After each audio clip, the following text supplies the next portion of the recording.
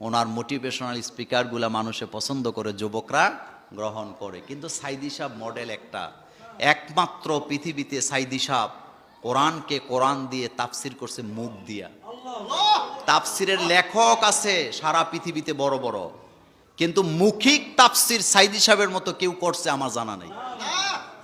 প্রত্যেকটা আলোচনায় 200, 300, 500, একটা আলোচনায় 550, 1000 আয়াত পর্যন্ত তিনি তেলাওয়াত করছেন। এটা অন্য কোনো বক্তার দ্বারা সম্ভব? এটা আপনারা সাক্ষী আছেন। তার আলোচনা শুনলে শোনা যায়। এবং আরো মজার কথা বলি, ওনার 40 বছর আগের আলোচনাগুলা এখন শুনলে মনে হয় যেন এটা আধুনিক। এখন শুনলে মনে হয় এটা কি? দুইজন দুই